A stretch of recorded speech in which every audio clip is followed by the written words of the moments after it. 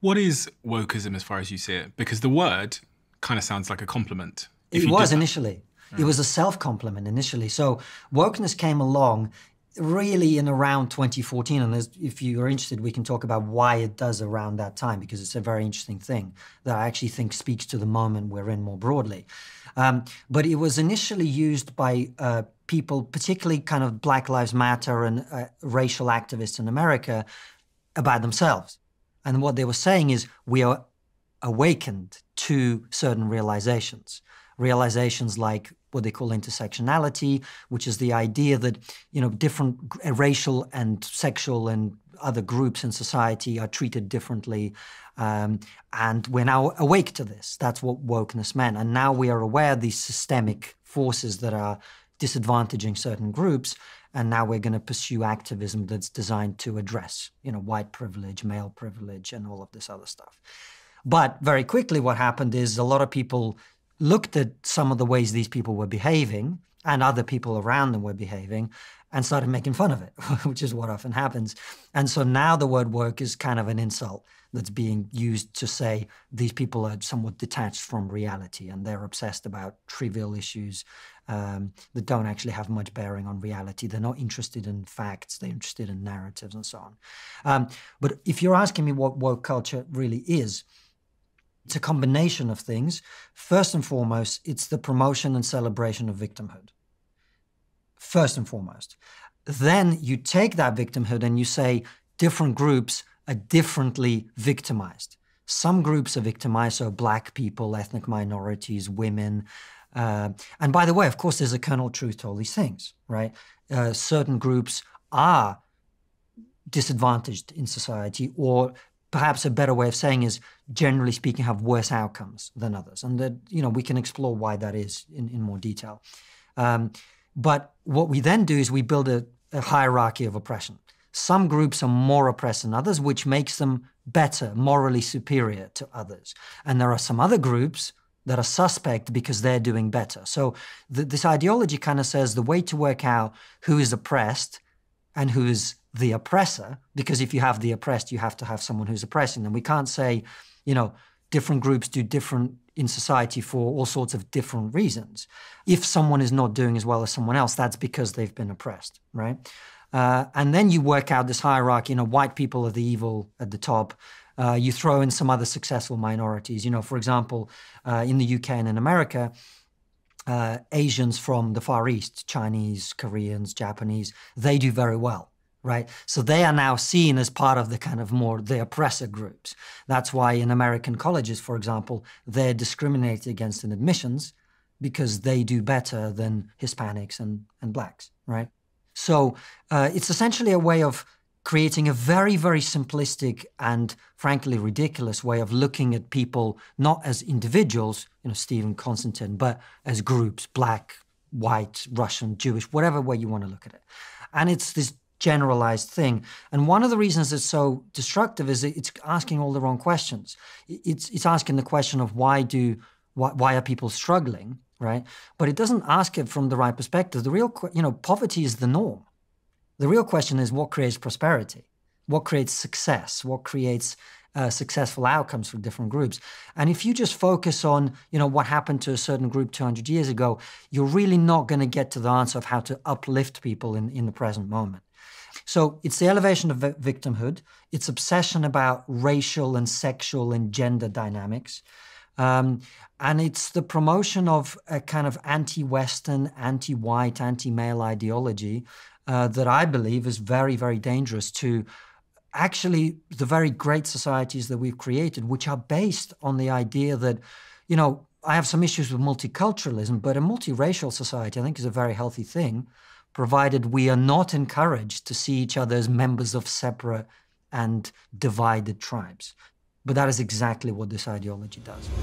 That they believe, for instance, that being a woman should be merely the first step in a wider mission to bring down capitalism. Now, I don't think most women are on board with that, and most women would be rather surprised to be utilized in this fashion. But that is very clearly and explicitly, and I quote the the various scholars and writers who've been pushing this for years. This is explicitly the aim. It's a basis for madness. When people say the gay community, who are you talking about? It's like, women think this. Oh, really? 50% of the species all agree on something. Blacks say this. Really? Now, this is, let me put it another way. If somebody said, I don't know, I just love the working class. Who? Yeah. I just love the middle class. Who? I love the upper class. Who are you talking about? And it's the same with this. Why would we be falling for this interpretation of society as depending solely or primarily on interest groups based on gender/sex, sexual orientation, race, and a bit more? Why would we be doing that? Why would we be taking the individualism out of individuals and lumping them in these demonstrably incoherent bodies that don't even exist? They don't even exist. The LGBT community, take me to your leader. Come on. And it's why, as I say, you can always predict exactly who is going to latch onto the latest claim.